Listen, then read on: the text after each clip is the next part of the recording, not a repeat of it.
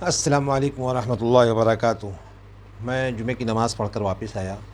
وہ اچانک کچھ باتیں مجھے یاد آئیں اور کچھ باتیں مستقل میرے دماغ میں گونج رہی تھی، اور کچھ حالات اس وقت پورے دنیا میں عالمی پیمانے پر چل رہے ہیں، وہ تمام باتیں اور ہمارے ملک میں بھی چل رہی ہے۔ تو پورے دنیا میں ایسا لگ رہا ہے کہ فسادات کو ہوا دیا جا رہا ہے۔ پورے دنیا میں ایسا لگ رہا ہے کہ فسادات کے بنا گزارا ہی نہ ہوگا۔ پوری دنیا میں ایسا لگ رہا ہے کہ جیسے لگتا ہو کہ فسادیوں کا بول بالا ہو گیا ہے،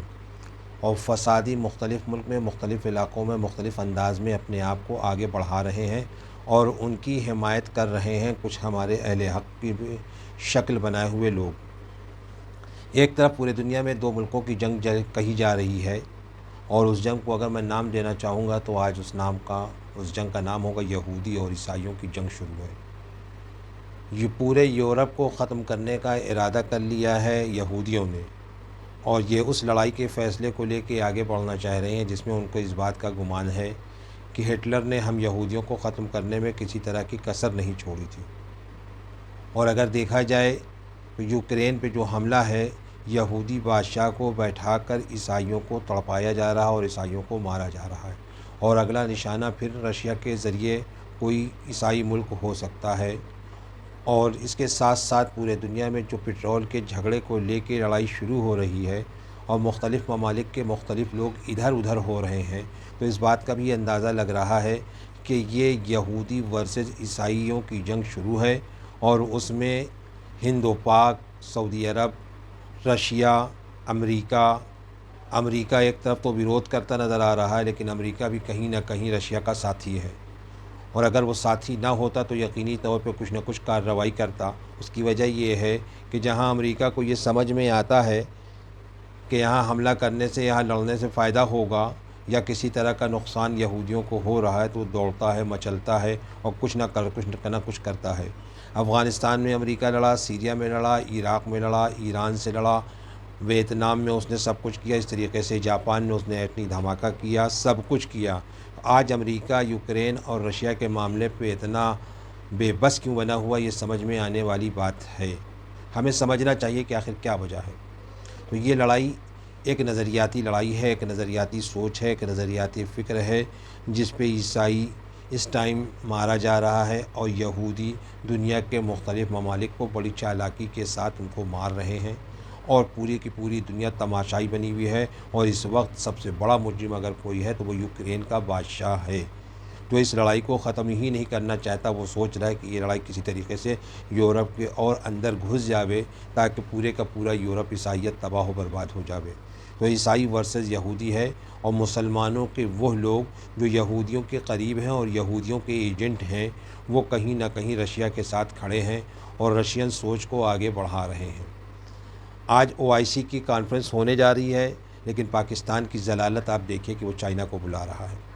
تو اس طریقے سے اگر دیکھا جائے تو مختلف انداز سے مختلف فسادی ایک جگہ جمع ہیں، اور فسادیوں کا جو سب سے بڑا بادشاہ ہے، اس بادشاہ کا نام ہے دجال، اور وہ دجال کہاں سے کس سے کیسے کام لے رہا ہے یہ بھی کسی کو سمجھ میں نہیں آ رہا ہے۔ دوسری اہم بات کہ ہمارے اس ملک کے اندر بھی اسی ہی فسادیوں کا ایک ٹولہ نکل پڑا ہے، جو فسادات کو ہوا دینے کے لیے ہر وقت تیاری کرتا رہتا ہے۔ دا کشمیر فائلز فلم کے نام پہ جو اس وقت فساد کو ہوا دیا جا رہا ہے، وہ ہم خوب اچھی طریقے سے سمجھ رہے ہیں، اور آپ سب خوب اچھی طریقے سے سمجھ رہے ہیں۔ ہم تمام مسلمانوں سے درخواست کرتے ہیں، دا کشمیر فائل فلم سے نہ ہمارا کوئی لینا ہے، نہ ہمارا کوئی اس پر دینا ہے۔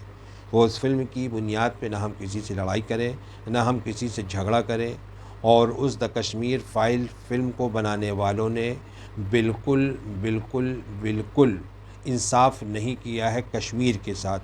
اور نہ کشمیریوں کے ساتھ، اور نہ کشمیری پنڈتوں کے ساتھ۔ وہاں قتل 1990 کی دہائی میں صرف کشمیری پنڈتوں کا نہیں، بلکہ مسلمان بھی مارے گئے،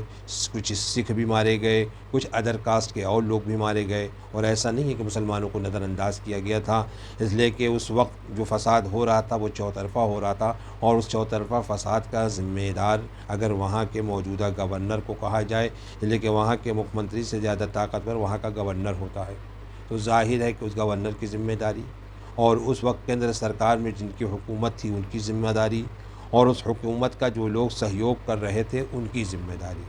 ظاہر ہے اس وقت بڑے ناموں میں اگر دیکھا جائے تو ایل کے اڈوانی بھی تھے، اٹل بہاری واجپئی بھی تھے، یشونت سنہا بھی تھے،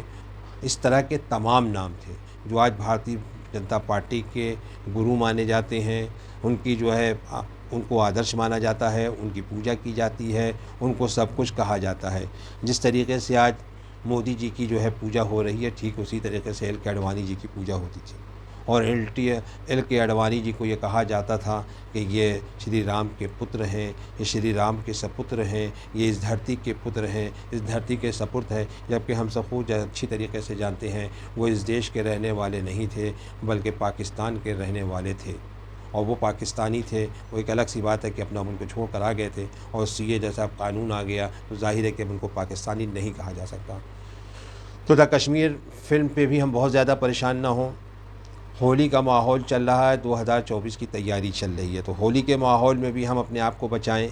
اور ہم ایسے حالات سے اپنے آپ کو دور رکھیں جس سے فسادات برپا ہوں، اور ٹھیک اسی طریقے سے جو ہے 2024 تک ہم پوری مستعدی کے ساتھ ہم 2024 کی تیاری کریں،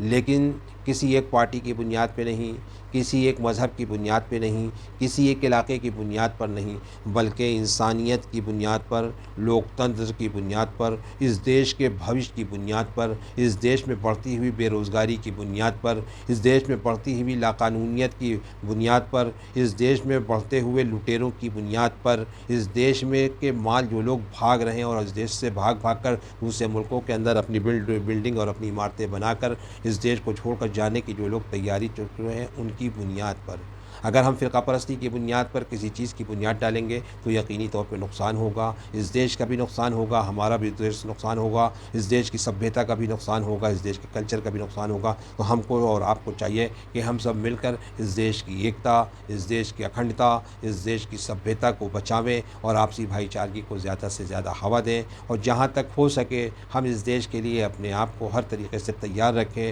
کب ہماری کہاں ضرورت پڑ جاوے ہم ہر طریقے سے تیار ہوں، اور جو عالمی فسادات ہو رہے ہیں، جو عالمی لڑائیاں ہو رہی ہیں، ہمیں اپنے یہاں کے حکمرانوں کو تیار رکھنا پڑے گا، ان کی لگام کسنے کے لیے کہ ہم کس طریقے سے ان کو اس بات پہ آمادہ کریں کہ ہماری جو ودیشی نیتیاں ہیں، جو ودیشی پالیسیاں ہیں، جو ودیشی سوچ ہے، اس میں ہم کسی مذہب کی بنیاد پر نہ جاویں، بلکہ ہم اپنے دیش کے ہت کو سوچیں کہ ہمارا ہت کس کے ساتھ ہے۔ چائنا کے ساتھ ہے تو ہم چائنا کے ساتھ رہیں، پاکستان کے ساتھ ہے تو ہم پاکستان کے ساتھ رہیں، اگر افغانستان کے ساتھ ہے تو ہم افغانستان کے ساتھ رہیں، اگر رشیا کے ساتھ فائدہ ہے تو ہم رشیا کے ساتھ رہیں، اگر امریکہ کے ساتھ فائدہ ہے تو ہم امریکہ کے ساتھ رہیں۔ ہماری جو سوچ ہونی چاہیے، ہماری جو فکر ہونی چاہیے، صرف اور صرف فارن پالیسی میں ہندوستان ہونا چاہیے، اور اندرونی پالیسی میں بھی ہمیں یہ چیز دیکھ کر اپنے آپ میں خوب اچھی طریقے سے رہنا چاہیے کہ کس طریقے سے اس دیش کی ایکتا، اس دیش کی اکھنڈتا،